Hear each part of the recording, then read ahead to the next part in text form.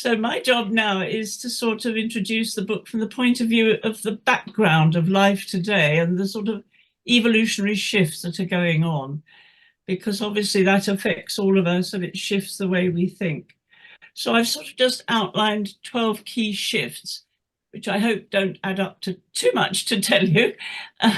I'm well known for trying to get a quart into a pint pot, so I hope I won't do that.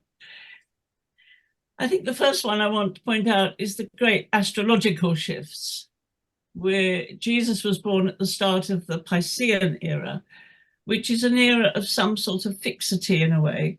And we're now transitioning into the Aquarian age, which is much more fluid and flowing. And I think that's moving things on. One of the things it's moving us on to is a greater synergy, a synergy between people, between groups are coming together. And so it's natural that there's been a rising in the last few decades, the interfaith movements, the interspirituality movements. Things are opening up and coming out of our previous isms, our previous tribes of belonging, and finding connections. And all this is moving us to the idea of one world. So it's a time now of awakening to a new awareness of this one world. My own story is one of the 14 stories, and I do describe how I was suddenly awoken to the oneness of all life. And some of the other storytellers do something similar. Their own journey is obviously different. We're all unique and we all have different experiences. And that's the real value of the grassroots now beginning to co-create together what is emerging. And the institutions can begin to serve and support us rather than maybe the other way around. So this oneness of all life is not a new idea, because clearly it's always been there. The divine supreme creator of all created one whole universe. It's vaster than we can possibly imagine. But the big thing about that is knowing that it is all one whole and that we are a part of something much vaster. Now, the poets woke up to this before we did. And a little quote from Alexander Pope, who was several centuries ago. He wrote, "The world is one stupendous whole, whose body nature is, and God the soul." And that's really quite a profound statement. And I think that's what we're rediscovering today. And then the mystics too. Hildegard of Bingen used to sing about the mystery of life, the deeper inner story that is there. So this brings us to the idea that really a new story is emerging. In 2014, I was part of a group at Findhorn who were going to put on a conference called Co-Creating the New Story, because we thought this was a new idea. And then the minute we put a note in the Findhorn website about it, 350 people responded within the first 3 days and said they wanted to come. So we realized that this new story wasn't really such a new idea or just ours, it was worldwide. And I think the global nature of what's going on is really another significant shift. So all life is underpinned in a way by a collective narrative. And the narrative today has been very much showing us how deeply interconnected everything is, not just the human species, but all the expressions of the one life in rich diversity in nature, with animals, with trees.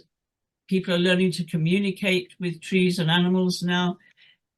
Everything's opening up. And as Father Demeter Merkur was telling us on a Cana Conscious Conversation very recently, we're now really living as ecological beings that are embedded in a much vaster web of life than perhaps the villages and small settlements that used to be the home of everyone in the days when Jesus was alive, or in the days when, in fact, biblical historians look back and sort of see what was happening.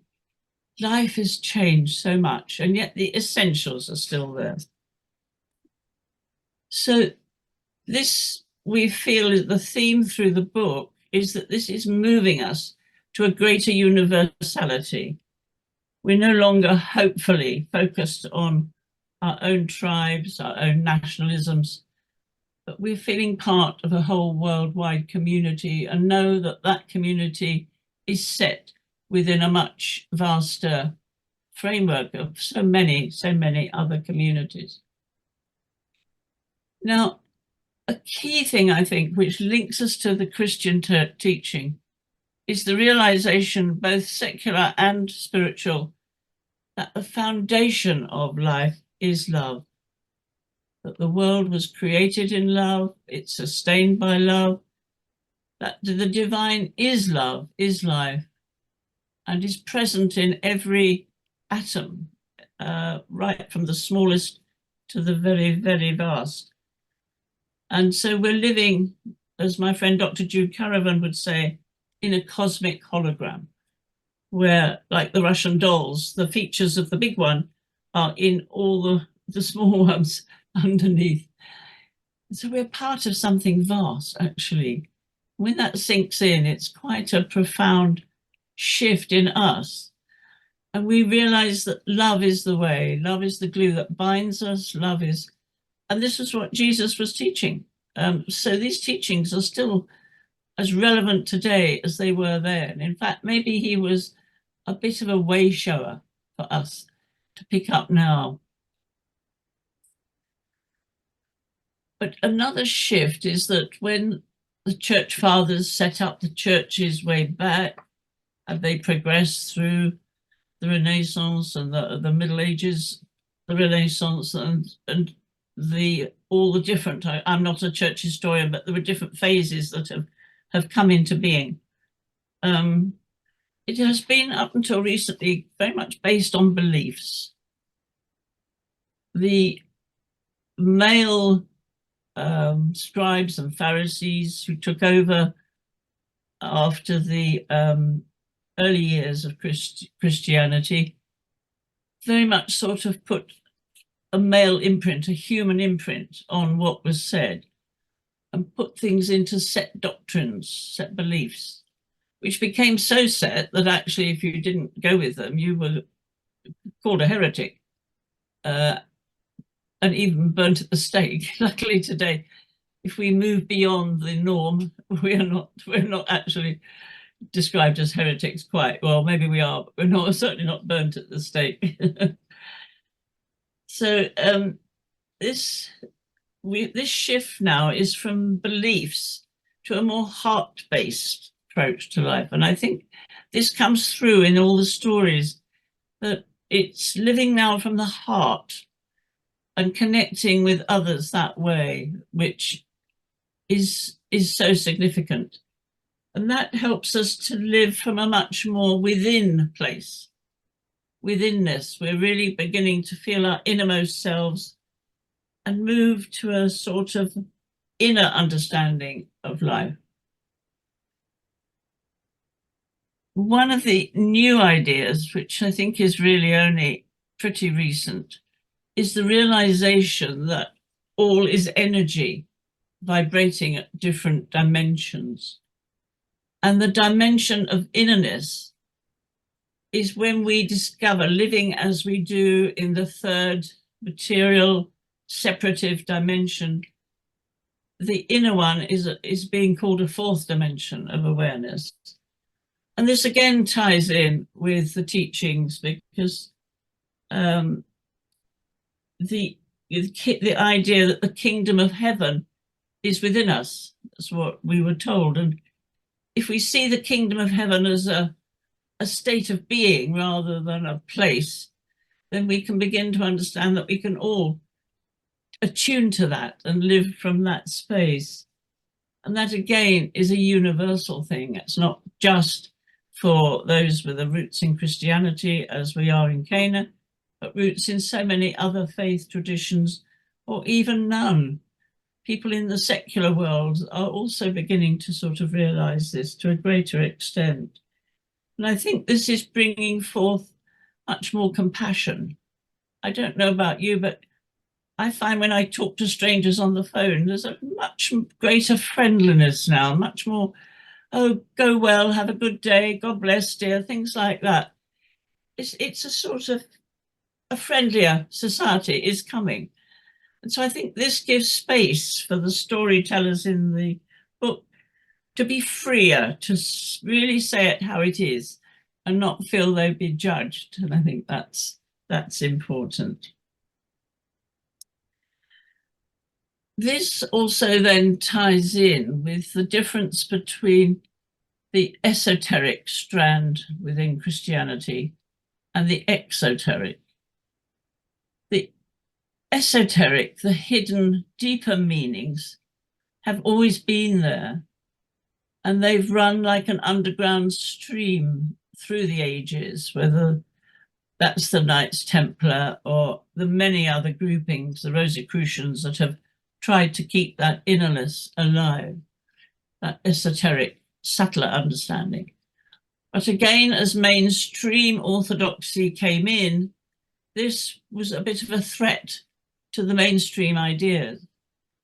So those following the esoteric tradition have had to go underground, and in fact, literally underground, because what we discovered, or was discovered in 1945, was the Gnostic Gospels, buried in an urn in the earth.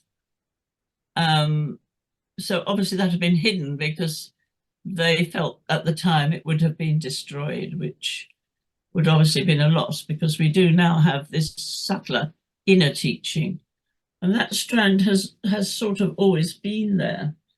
And I think this is now a time when we can be freer with bringing this forth as being true to what we really ourselves believe and think.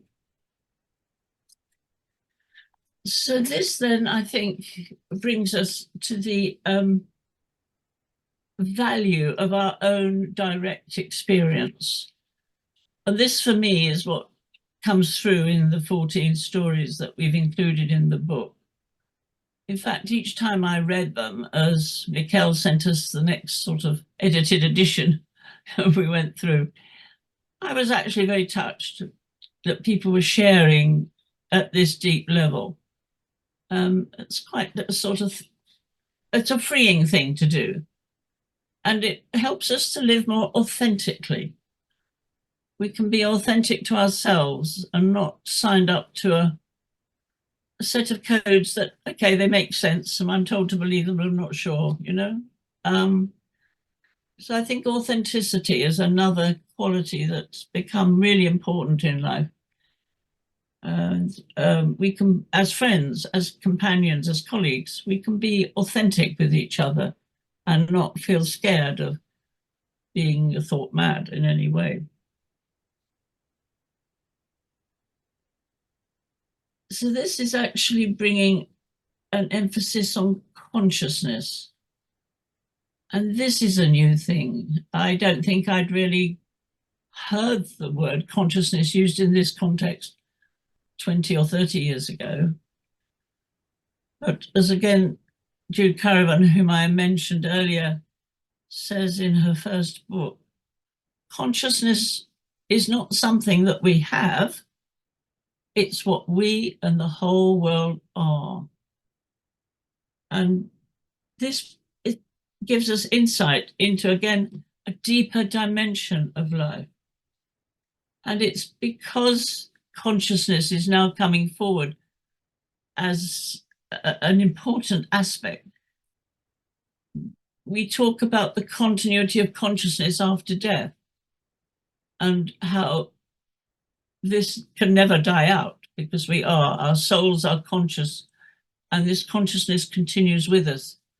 And as many people now think, not just after death to some heavenly place, but through many other lives. So this expansion of awareness is bringing us a much vaster worldview. And that can only be a good thing because it does help us work together and live more peacefully. And we all hope that that era will come more into being and that the horrid wars we've got going on now will eventually be a thing of the past. So the consciousness continuation after death is a subject all in itself, but this, again, some of the biographers have referred to, and certainly I have in mind, because the book that Mikkel referred to earlier that he kindly published was written with my best friend after she died. So it was that after-death communication. And I was interested in a scientific and medical network discussion only a few weeks ago, where actually the whole notion of after-death communication is now being researched in academic circles. So that's another shift that's expanding our awareness, and again, a universal thing, because this is worldwide, it's happening everywhere. So lastly, I think I just wanted to come back to the Christian teachings and stress those that are so relevant for today.